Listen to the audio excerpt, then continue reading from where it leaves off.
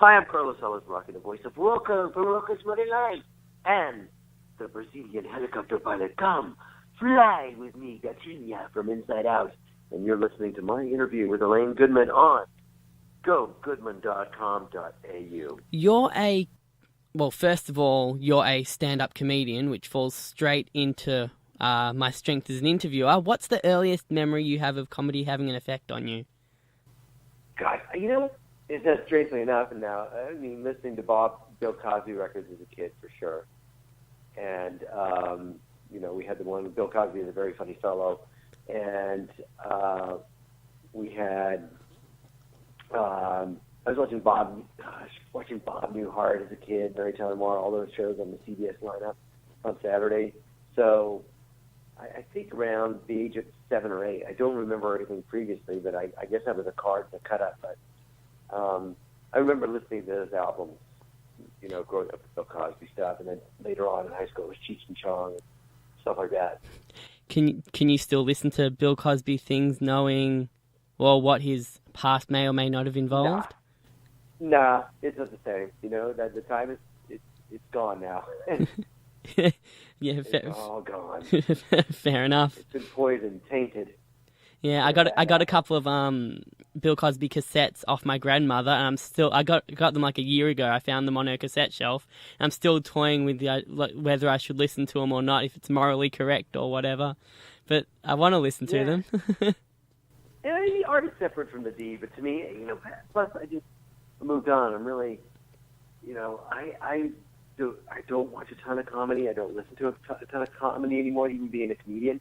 I obviously like Louis C.K. and watching some of his specials. I thought Chris Rock did a great job at the Oscars. Those two are friends who used to write together. So they have that similar kind of honest style. But one show that's my comfort show right now is Doc Martin on Netflix, the English series. Mm-hmm. I used to love Bottom, and I own Rapsy Nesbitt, the box set, because my best friend's parents were from Glasgow growing up. I loved all the Ricky Gervais stuff. So I miss those types of shows. So in terms of comedy or even stand-up, I don't watch a lot. I'm watching more MSNBC news, paying attention to politics, and my Netflix, and that's about it. So I've gone through sort of a transition where I was watching a lot of comedy. I used to watch it. Now with kids, I don't watch the late shows. Yeah, I have to see what happened online or on YouTube later on the next day. I'll find the replay of it on the various websites. Now, I know you as, you'll be able to tell my age from this, I know you as the voice of Rocko from Rocko's Modern Life and Winslow from Cat Dog. But I've got a couple more questions about your stand-up comedy before we get into Rocko and dissect all that and how you felt about that. But you broke out as a stand-up comedian in San Francisco in the late 80s. What was your original aim? Was it acting or voice acting or comedy or something else? Yeah, I didn't think it was going to be a Robin Williams type or a great stand-up. I thought it would lead to sitcoms and acting, and I'd get a sitcom and be famous, and the rest would take care of itself. So it was really sort of vague and trite. And so my aim was that, and then voiceover came along around 91, 92. There was an audition for a pilot called Rocko's Modern Life. But, with comedy, I never thought I was going to be the best comedian or even win the competition. I just thought I would use it as a means to an end because I think I loved Carol Burnett growing up, and I loved those sketch-type shows, that I thought it'll lead to that. And then voiceover sort of came along and took me by surprise, as it were. And off I went doing this Rocko thing, and then I won the competition at the same time and moved to L.A. So I just thought comedy was a means to an end for me in terms of just transitioning into sitcoms and sketch shows and maybe Saturday Night Live back in the day, something like that.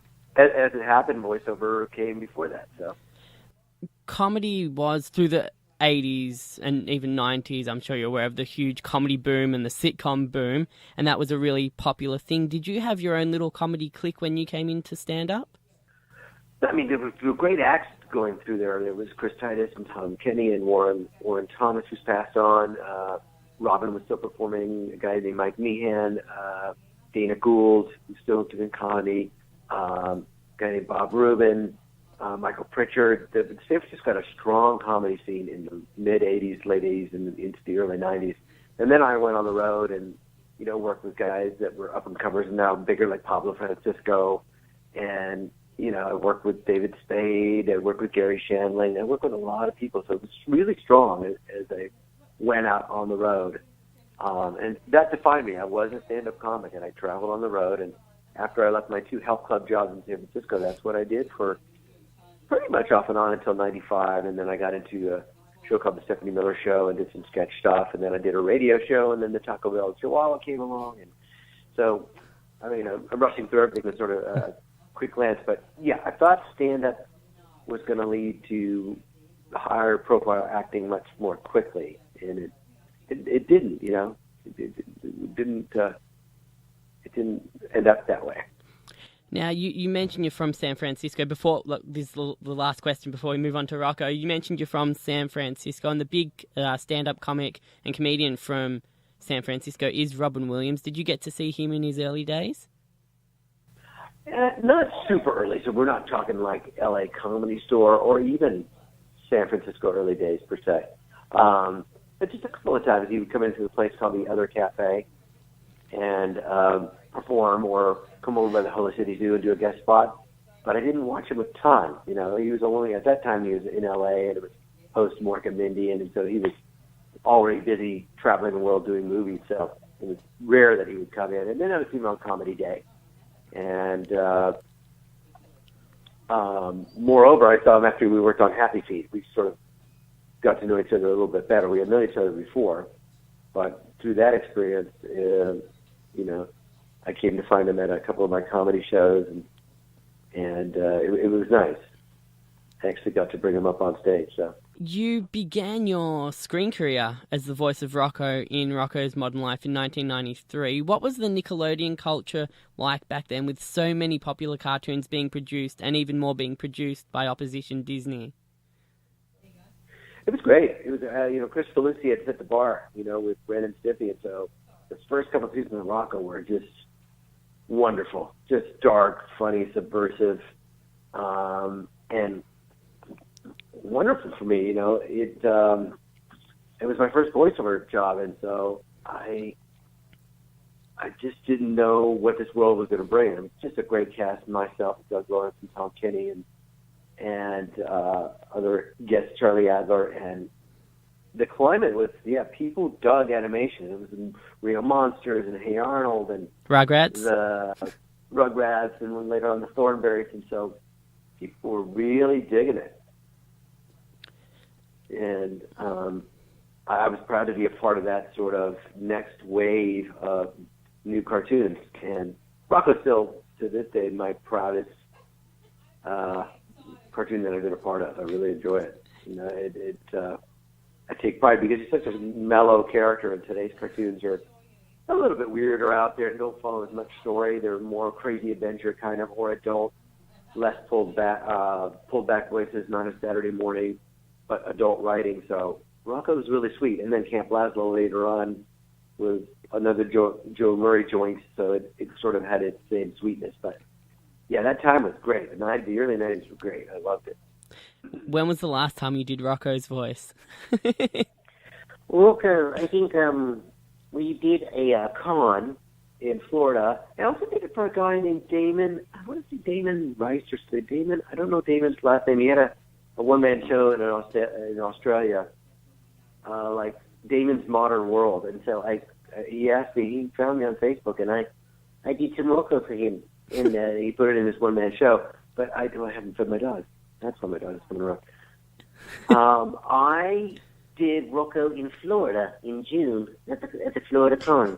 And with Tom Kenny and Charlie Adler, we read an episode, we showed an episode, and it was kind of fun. It kind of, it's like riding a bike. You never forget your first voice, and I hopefully will do them again in some fashion. So it was last June I did it.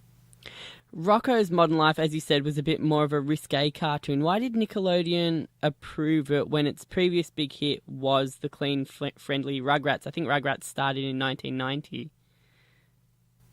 I don't know. I think it's what Chris Felucci brought to it. People found that, oh my God, we can really start to get a little bit more adult with this, and people will watch and get a new audience. And so I think that's why they went with it. They wanted to stretch their audience a little bit. And now, of course, they delineated. You know, they have Nick Jr. and they have Nick. They have Charlie Odd Parents, which they're still a part of. They have some other Butch Hartman shows. They have Sanjay and Craig and Pig Goat Banana Boy and Breadwinners. And so I think that while the delineations weren't as clear back then, it was the same sort of format. What about Disney? Was there an actual rivalry between, you know, Nickelodeon, Disney, and even Cartoon Network, which had shows like the Flintstones, the Jetsons, and Scooby-Doo? Were they all competing for the same demographic? I think so. I think it was like, you know, in as much as they would ask you to not sign NDAs, but just be sort of more careful about what was going on, you know, there at the studio. And no, I didn't think fear voice. I mean, fierce competition would be somewhere along the lines of, if you work for Disney, you can't work for Nickelodeon. You know, the comedy clubs used to do that. So there wasn't any of that going on. You could work for either one, you know. Back then, Warner Brothers was part of the mix as well. You know, I was working on Mucha Lucha in that show as well. So after Rocko, you had cameos on a lot of different cartoons and live shows I grew up with. But the next role, and if we covered them all, we'd be here for all day and all of tomorrow. But the next role I want to focus on is Mr. Weed on Family Guy. You came in at the very start of that series. What did you think of it? Did you think it would last? I mean, that obviously compared to The Simpsons, which was the big show, the big cartoon before it, Family Guy's a lot more risque and a lot more, I guess, adult aimed. What did you think of it? Yeah, I thought it was great. I mean, we were working on the original pilot and thinking I didn't know why it was not picked up. I guess originally by Fox, and then it went over to TBS to play a while, and then got picked up again. I thought it was great. It was really good writing, and I couldn't understand why it didn't get picked up. It was new. The timing was fast. And Seth obviously had a great handle on his voices. And, I was surprised that it didn't get picked up immediately. And then it sort of didn't have huge viewership on TBS, I think, but enough that Fox said, you know, this is a good show. We're going to get behind it again. So I knew it was good, and I knew it was a matter of time. But, again, was surprised when it didn't get picked up straight away. When Fox backstepped and said they wanted to pick it up, did Seth play hardball with it because they'd already had their chance? I suppose I wasn't privy to those types of negotiations. So I'm sure that he must have. I'm sure that TBS would have wanted to take advantage of it, and so I'm sure he had the power to do so if he wanted to. Why did they kill you off so quickly? Why did they get rid of Mr. Weed so quickly? I wish I had an answer to that. It happened, you know, and it would have been nice to stick around longer. That's for sure. You know, somewhere I heard that they wanted to get him out of the toy factory and into another job, and so that job didn't make sense anymore. So, but in any case, it was a good year, and still get occasional checks from it, and it was a good experience. And now circle back and working for Seth again on Border Town. So, but Mr. Weed was fun to play. People, you're fired. Well, you Eduardo. Very, very fun character. The next show that I want to talk about, which crossed over with Family Guy, is Cat Dog. What made that warped idea of a show successful? I know Peter Hanna had written a book. He was a storybook writer for kids, or a kids book writer, and so he was very good with story and very good at tapping into adventure, much like Rocko. And so just the novelty of it was good, but the performances of Jim Cummings and Tom Kenny together were really, really good. And, you know, you had Winslow and Maria Bamford and Dwight Schultz from the A-Team. We were a good little team. We had solid voice acting and really fun characters. So I think that's what made it successful. Cat Dog got some of the great modern-day voice actors together, as you've already mentioned on one show, like Jim Cummings, Tom Kenny, Billy West, and yourself. if we bring Charlie Adler and even Richard Horvitz into the question, is there a voice acting or even a Nickelodeon voice acting like group or clique that you guys always hang around and try and work with each other as much as possible? It's not really our choice per se, but yeah, anytime that I get to do a little pilot with Doug Lawrence that he created, that hopefully will go. And Camp Lazlo, when it was Tom Kenny and Doug Lawrence and I together again, along with Jeff Bennett. That was a great group. Fairly Odd Parents, we enjoy working with each other as well. We have a great group with Darren Norris and Tara Strong and Greg Griffin and who else do we have? We have Jim Ward. We have myself, Eric Bowser comes in, Jeff Bennett. So that's a great group to work for as well. After predominantly doing voice acting for most of your career, did Reno 911 give you a chance to break out of your shell as a physical comedian?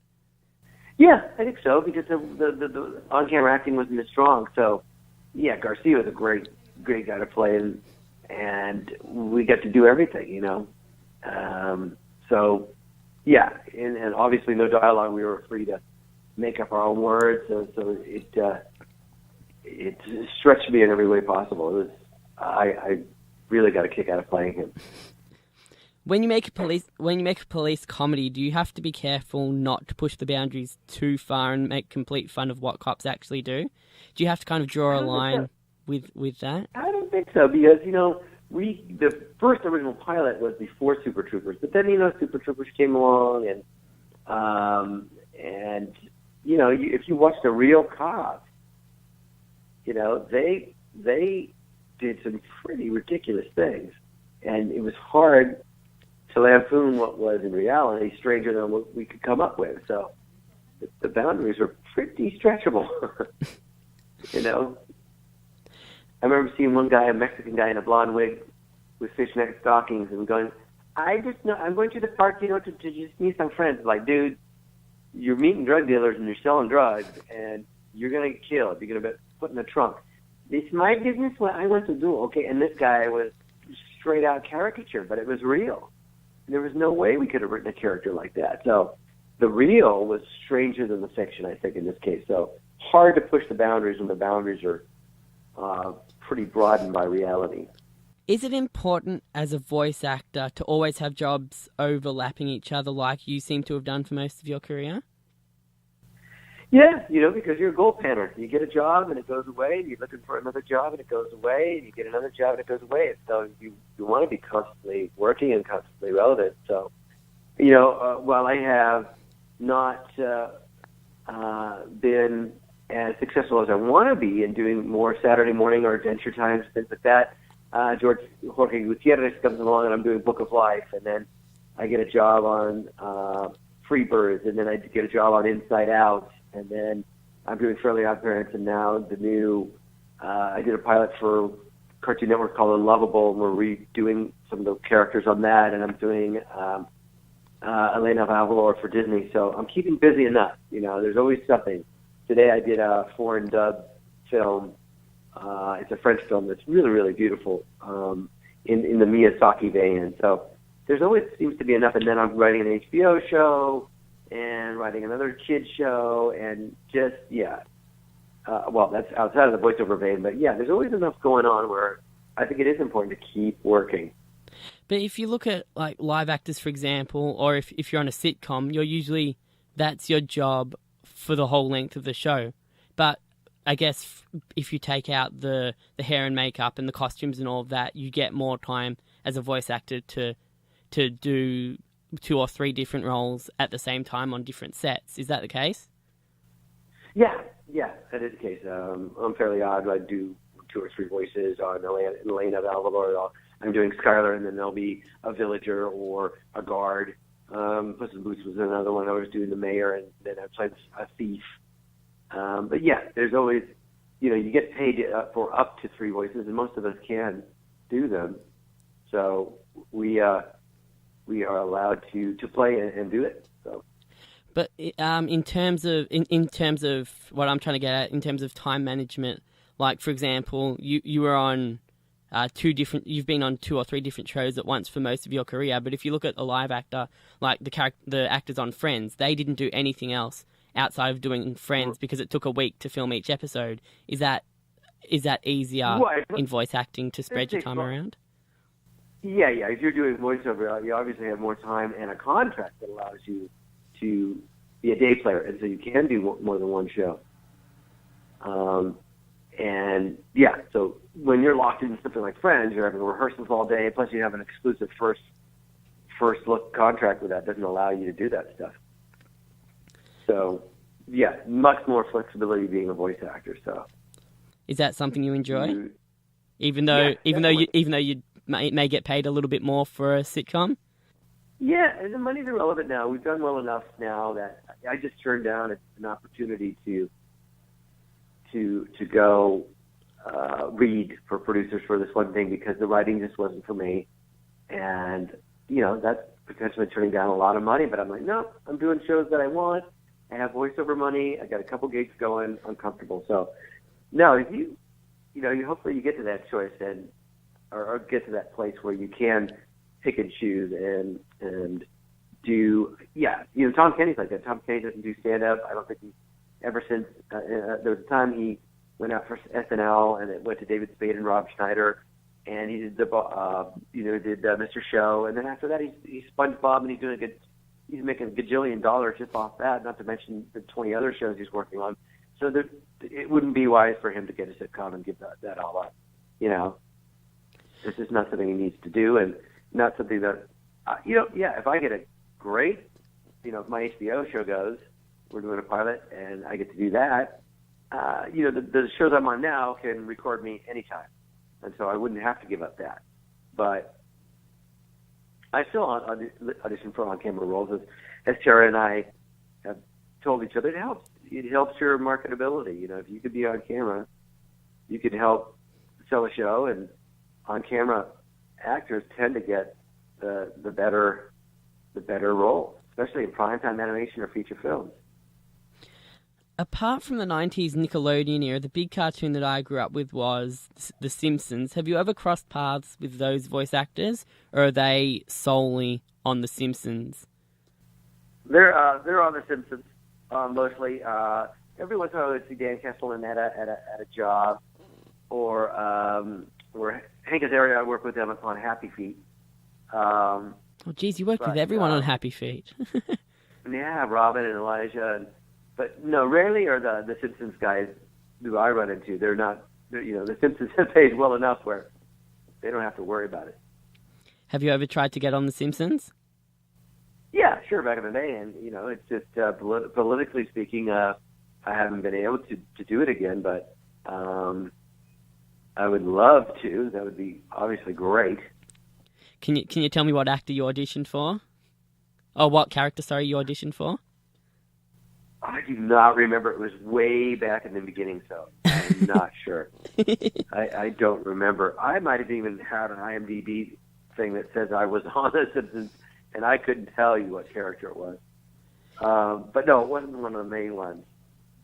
Is it on your bucket list to get a cameo on The Simpsons or a regular spot on The Simpsons? It really isn't. It really isn't. I have such a mode now that I don't know. I don't know what show would be my dream show. My bucket list would be to do Rocko's Modern Life again, or get bigger roles in feature animation, do more Pixar stuff. So, yeah, less to do with primetime animation. Or I love working on Border Town. I hope that goes, and I hope that I get to continue doing that. But no, like I say, it's such that I don't watch, as an animated person or a comedy person, I don't watch a lot of it. I watch Miyazaki with my kids, My Neighbor Totoro, and we watch Song of the Sea, or we watch Tangled or Frozen, or I just it's not in my wheelhouse anymore. If it happens, fine, but it's not something I dream about. I just like to be creative, and whatever happens. How do you think cartoons have developed from the classic 90s cartoons that we've mentioned before to now that the cartoons just don't seem to have as much depth? Or maybe it's because I'm a little bit older. What made the 90s cartoons so much more attractive? and appealing. I think because you could pay attention more to story back then, and it was about characters being involved in a beginning, middle, and end story. Not always lesson-based. Rocko wasn't lesson-based, but now it's more crazy adventure and loud music and fart and butt and dick jokes and, or innuendo. You can't straight out do that, but that's what set apart the cartoons of the 90s. They were more story-based, and I think you had an audience maybe with a longer attention span, and now because of social media and quick hits and Instagram, and non sequiturs, I think that animation and TV sort of matches that because that's what the younger people are watching. They're watching a different source. They have less sort of interest, I would think, in real story. Just all out and out weird, cosplay, going to cons and being into that stuff. And but Fairly Odd Parents seems to be holding on to tradition. Timmy goes through his misadventures every day with his Fairly Odd Parents and his fairies, and it usually follows a pretty thematic story. Yeah, that's a good point. I mean, if you look like Hey Arnold or Recess or any of the shows you were on, they all had one story per episode or two little cartoons within the one episode, but they all had a storyline. Whereas it wasn't just screaming and violence and everything. There was actual depth to it. Yeah. And I haven't seen Adventure Time, but of course, Tom Kenny and my friend John DiMaggio works on it, and people love it. But I don't know that it's as much story based as the classic '90s ones were. But they love it, and it's very inventive and out there. And I think one of the guys is from Camp Laszlo, who helped create it. And I don't know. But even Fairly Odd Parents episodes, I don't watch as much as I should. I've done a ton of them. Like I say, I get home, I got kids, and I'm watching my shows, but people seem to still love it. And so I love recording it, and I love the actors I work with. But I guess I went off on a tangent, but people love Adventure Time, and they love Rick and Morty, and they love all that stuff, And those shows are really inventive, yeah. As a comedian, first and foremost, which medium is the easiest for you to be funny on? Doing stand-up, working on a live action show, or only being able to use your voice like on a cartoon? It's relative to the project. When we did Reno 911, and I could do improv, and I knew that character so well, I was able to be really free and funny with it. If you're working on a video game, you don't have that freedom. You got to do your cues and keep it pretty straight within the time frame that you're given. So, but stand-up comedy, depends on the audience. I was at a country club the other night, and I had to clean it up, and the audience was a bit older and more stiff, and so that wasn't allowed to be free. And I go to the Improv, and I'm going to do a show called Bay Hilaria with Greg Proops and Carrie Snow and Tony Camille, and we'll be able to do anything we want. And so there's complete autonomy and complete freedom with that. So it's relative to each discipline's context or setting. In Rocko, we could do crazy passes. On Fairly Odd Parents, we could rip a little bit. But if I'm doing Elena of Avalor, it's more for a younger female audience, so you're not going to get as salty or riff as much. In my research, I've found you're also an amazing impersonator. You do a really cool Billy Crystal and Robert De Niro. Currently, one of the most well-known impersonators is Jimmy Fallon, but before him, it was, as someone you mentioned before, Robin Williams. How did you figure out you could impersonate people, or did it come from watching an impersonator like Robin Williams? I don't know. Maybe when I was a kid, it was Rich Little, and I was always watching TV shows trying to impersonate people. My best friend's parents were from Glasgow, Scotland. They called me Carlos. And they all came to kids. Uncle Danny wasn't there. And they always out at the house. And Auntie Liz and Mary Heaney saying, calm down, Kevin. You want some waffles, Carlos?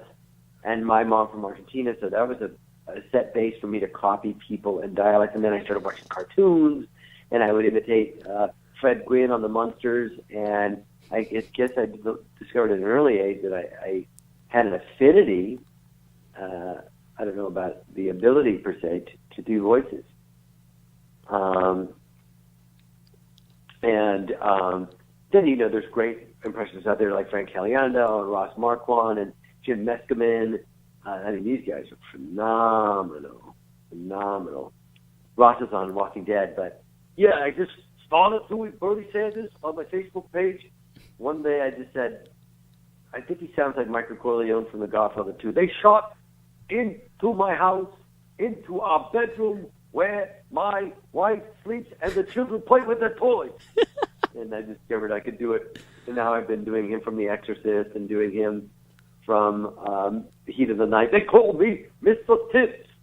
And I didn't know I could do it. And Billy Crystal I had to learn because I do all the Mike Wazowski sound alike. So I watched Forget About Paris one weekend, and I watched her rewind forward, rewind.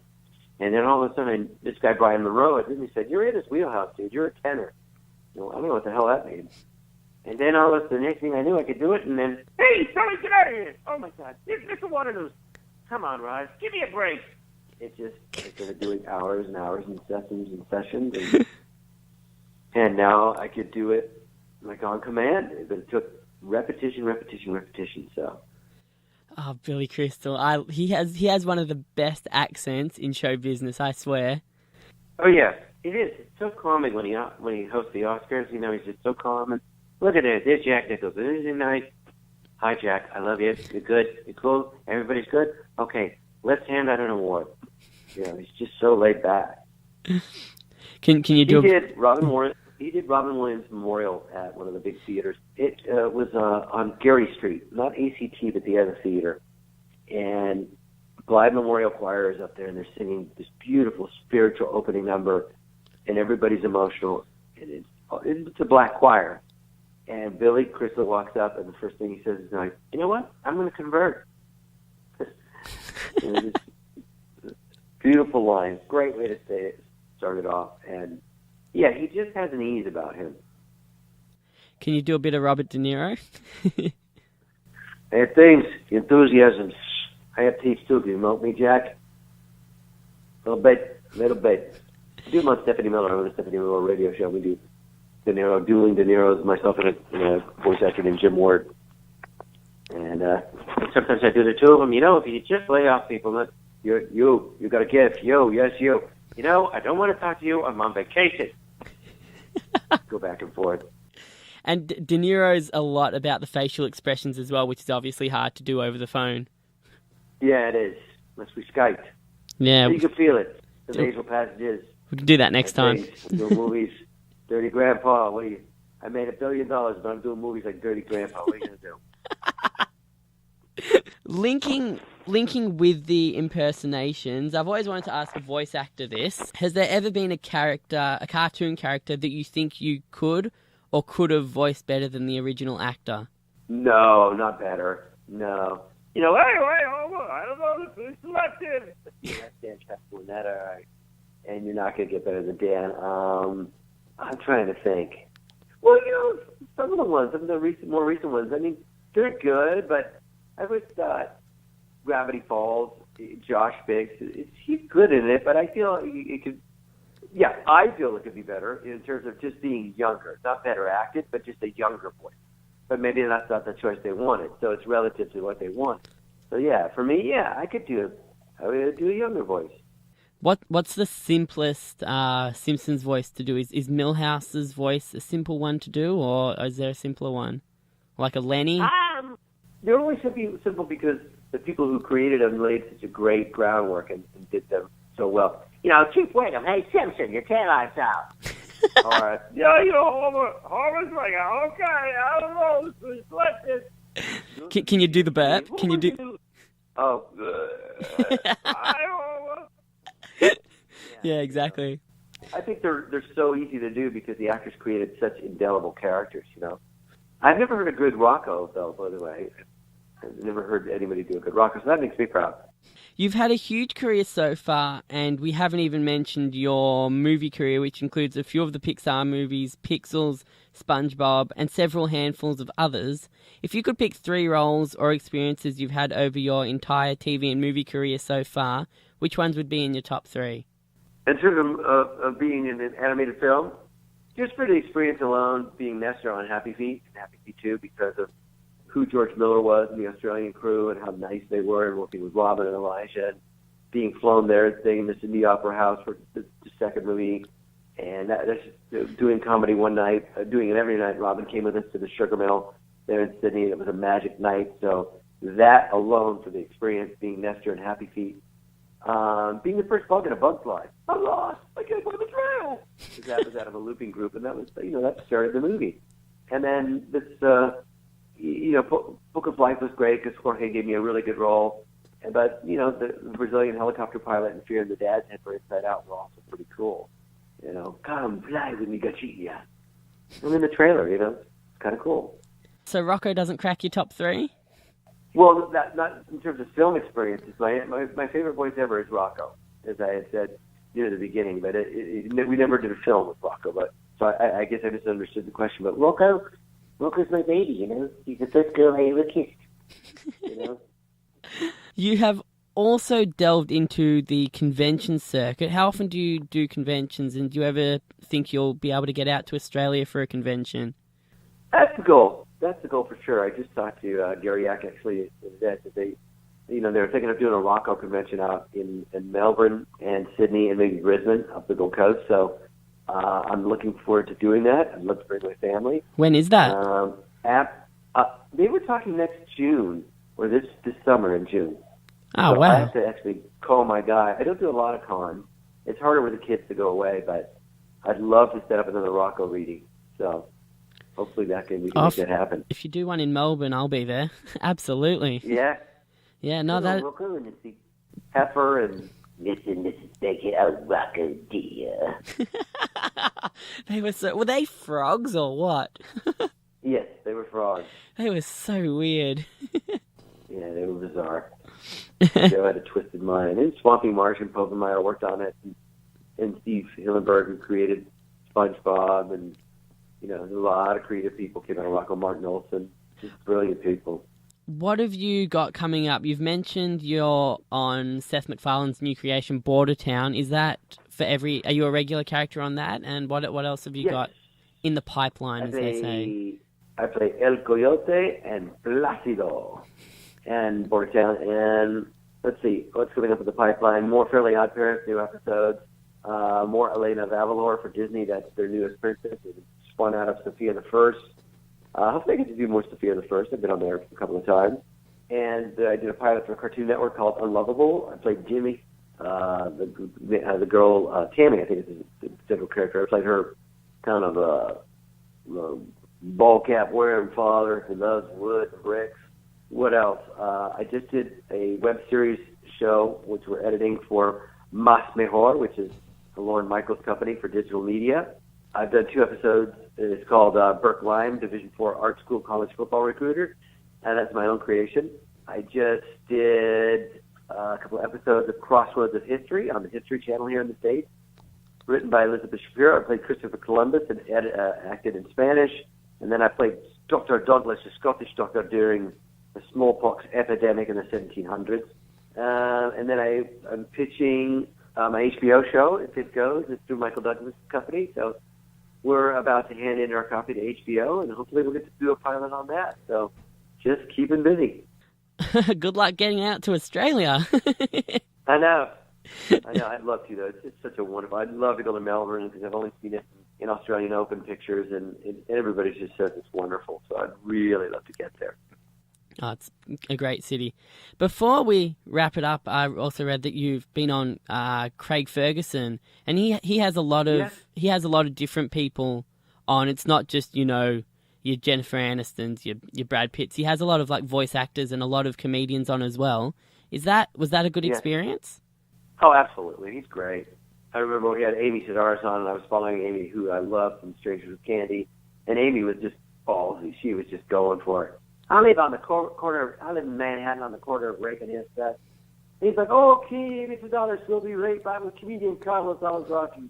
And I had a great thing. He's like, "Thank you so much. You brought it back." And he only meant that he loved Amy Sedaris, but Amy went too far for the audience. So he whispered that in my ear. He's like, "You killed it, mate." Very nice guy, very generous, and a very good audience. So that experience was wonderful. Finally, where can people find you? How important is social media to you? I just called him a social media guy today because I need to increase it. I'm on Twitter, at Carlos Alazraqui Twitter. I have a Facebook page and a Facebook fan page, both under the name Carlos Alazraqui. The fan page is with Garcia. My personal page has myself and my wife and the kids. But I list my stuff there. So on Facebook and then carlosalazraqui.com as well. Do you like social media? Are you a fan of it? It's a necessary evil for me. I'm more private these days, especially when having kids and having a dad. I really am more focused on that side of my life and realize that social media is there for the business. But I do have fun with it, doing my Bernie Sanders stuff and announcing shows or writing political rants or an occasional joke I don't mind putting down. So it's fun, but I definitely don't.